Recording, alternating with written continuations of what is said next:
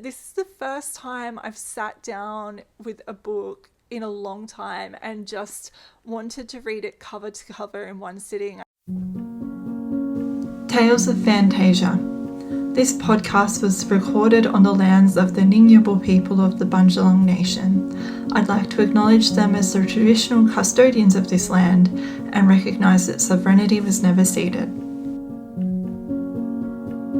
Hello and welcome back to Tales of Fantasia. My name is Sine and today I'm going to be talking to you all about Rites of the Starling by Devney Perry. This is the second book in the Shield of Sparrows series, and it is a fantasy/romantasy series about the princess of a kingdom called Quentis, Odessa Cross, and she is forced into an arranged marriage with the Prince of Tura, which is another kingdom on the continent of Calandra, under the Shield of Sparrows treaty, which is a magical treaty that's bound in blood that ensures peace throughout all 5 kingdoms of Calandra, the continent that they live on. Now, I have to admit that I did try and pick this book up a few weeks ago on release day and just dive straight back in and start reading it. But unfortunately, I could not remember a single thing about Shield of Sparrows except for the fact that I remembered that I really liked the story. So I did have to go back and reread Shield of Sparrows and then pick up Rites of the Starling again after that. Thankfully, that means that the whole story is really fresh in my mind to be telling all of you about today.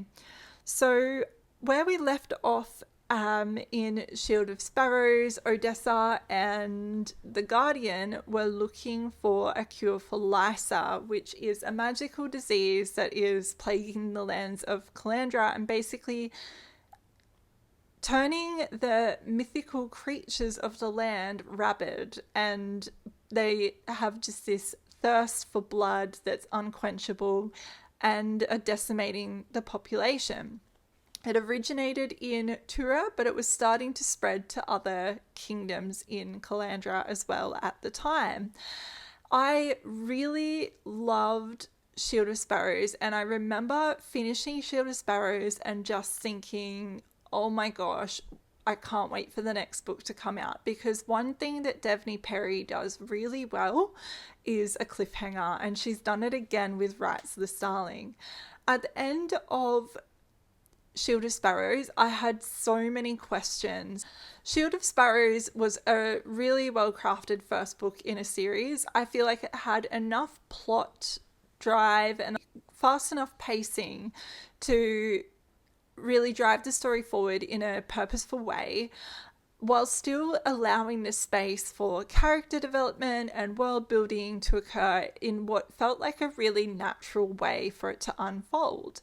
I feel like Shield of Sparrows is such an excellent entry-level fantasy or romantasy series to get into, because Devney Perry writes in a really simple way that's really easy to understand. Her writing isn't overly prosaic, it's not overly flowery, and it's definitely not written in that more gaslamp high fantasy sort of style that you might be thinking of when you think fantasy and thinking of George R.R. Martin or Tolkien or some of those sorts of authors. It's a very accessible writing style that she has, while still really having all of the elements of a high fantasy that make a high fantasy enjoyable. She's got relatable characters who are flawed. She's got first person POV, which really enables you to really sink into Odessa's mind and really understand her character so beautifully and explore the world through that character's eyes, which I always enjoy in a fantasy series. The world building is really well thought out. Calandra is obviously a magical place, but the magic system isn't well defined in Shield of Sparrows. And I think that that is a very deliberate thing, because it's something that has to be uncovered as the story unfolds. So there are magical animals in Calandra, and the Vosta, who are a priesthood, have magic, but the everyday people of Calandra aren't magical and therefore don't have a magical system. And I think that that is just such a great concept for fantasy. In a time where it feels like we are being just fed so much fantasy and romantasy, it's really hard for an author to stand out and have a sort of different point of view in their story. And I think that Devney Perry does a really good job of kind of deviating from what we're used to in a romantasy series and having a really different sort of approach to it. It's not fae, it's not dragons, it's something very unique in her story, while still giving us all of the elements of a romantasy that we want. And I think that the romance in this book is a really well thought out romance, and it actually serves the plot really well. So it's not as though it's a romance driven plot. The romance and the plot would both subsist on their own without the other to support them, but they complement each other really well.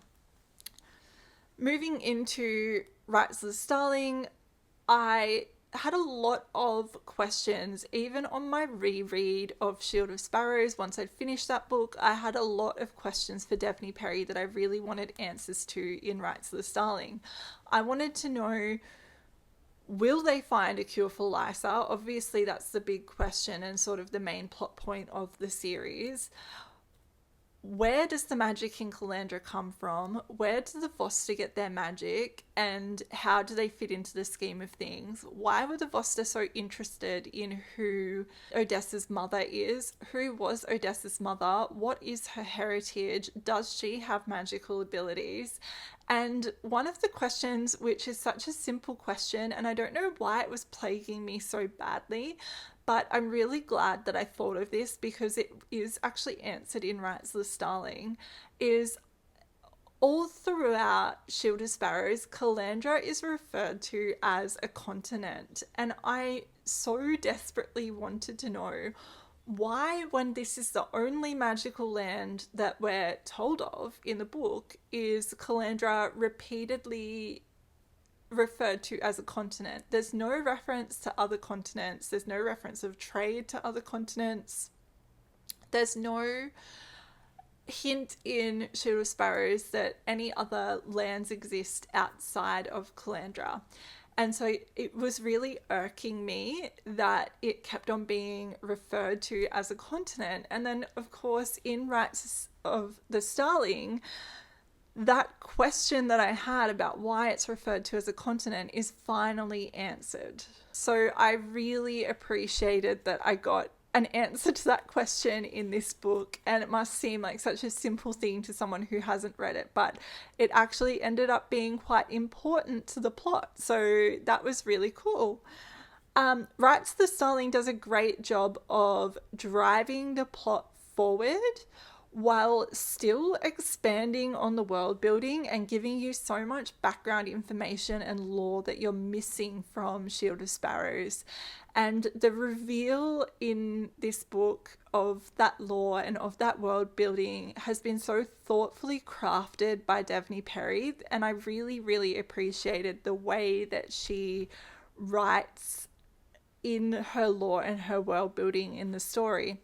As I said before, it is a really accessible read. It is a really simple language that she uses, but she is still able to craft such a beautiful world. The magical creatures in this book are really central to the plot and a really important part of the world building and storytelling. And Devney Perry clearly describes every creature in so much detail that you can so clearly picture that creature in your mind as she's describing it. And this was really highlighted for me when recently she shared some images to Instagram. I'm going to share them in the on the screen for those of you who are watching this on YouTube or on Spotify. But if you're not watching on YouTube or Spotify, the link to her Instagram will also be in the show notes. And one thing that I love was seeing these artists' representations of the creature that are Devney Perry approved. I was able to be really comforted by the fact that the way that the artist has rendered these images is exactly how I pictured these creatures in my head as I was reading. So that just speaks to what a great storyteller Devney Perry is, and how well she describes and builds the world that she has created in this book. I absolutely loved the addition of Caspia's POV in the story in Rites of the Starling. So this is told in dual POV. You've still got Odessa's point of view in this story, but you also have Caspia's point of view, and she's a new character that's introduced in this book, and I immediately fell in love with her. Devney Perry creates really great flawed characters, and she allows you to explore them through the points of view in the story in such a wonderful way that they just become so endearing to you.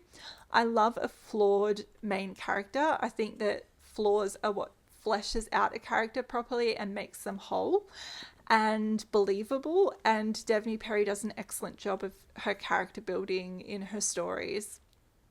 So Caspia's point of view, I absolutely loved. I loved meeting Caspia and Andreas and Xandra in this story, and my love for them really grew as the story went on. So the whole way through this story, we've got these two points of view. We've got Caspia and Odessa. Caspia is described with physical features really, really similar to Odessa at the start of the book. So you have this inkling that Caspia is really important to Odessa discovering her heritage, and that they're probably related in some way. But that isn't revealed until like 95% of the way through the actual book. And the way that Devney Perry has crafted this story is just so clever, because she has Odessa and Caspia almost crossing paths so many times throughout the story. And from about the 60% of the way mark, I was texting my friend and saying to her, like, oh my God, I can't believe they haven't met yet. Why haven't they met yet? They're in the same place, or they just missed each other here. They just missed each other there. This is getting so frustrating. And Devney Perry is such a master of suspense, because she really built the suspense for the big reveal of Caspia and Odessa's stories finally crossing in the like final couple of chapters of the book. And she did that so well. This is the first time I've sat down with a book in a long time and just wanted to read it cover to cover in one sitting. I spent a day and a half doing nothing but reading this book, and I've been in a massive reading slump this year, so that's a really big deal for me. I've not read even half the amount of books that I would normally have read at this point in the year. So I really feel like this book helped to get me out of my reading slump and really reinvigorate my fantasy loving heart, because it has felt a little bit like all of the fantasy books that are out at the moment are the same, or all the ones that are popular online at the moment are the same. And this book just really gives you this series really gives you a point of difference from the other fantasy books or the other books in the genre that are popular at the moment. So yes, I absolutely loved the big reveal, and once again, Devney has left us on such a big cliffhanger going into book 3. I'm just so grateful that we already have a March 2027 release date for the next book in the series, because I absolutely cannot wait to pick it up again. So all in all, I really, really enjoyed this book, and I highly recommend this series to anyone who is looking for a fantasy that's a little bit different to the Fae and Dragon fantasies that we've been really spoon-fed over the past couple of years. And I hope that you enjoy it as much as I did. Now, my question for you before I go is, of all of the magical creatures in Calandra, if you've read this book, or if you've read the first book in the series, Shield of Sparrows, which would you want as a pet and why? So I personally am a big fan of the Tarkin. I want a Tarkin just like Faye's, who is Odessa's pet in this book. And I'm really hoping that we see more of Faye's in book 3, and I don't think my little heart will be able to handle it if Odessa does actually release Faye's into the wild, because Faye's has become such an integral part of the story at this point. I was really surprised when Caspia said that Fennecs are the popular pet in Nelphenex, which is where she's from. And I do think that they're quite cute. They're kind of fox-like. They're very adorable. But I still think that I'm a big animal kind of gal, and Tarkin is where my heart lies. If you've read this book, please tell me your thoughts down below. I know it has been quite divisive in the book world, and I can't really understand why, because I felt like it was quite an excellent story and I really enjoyed it. So let me know what you think down below, and I will see you next time.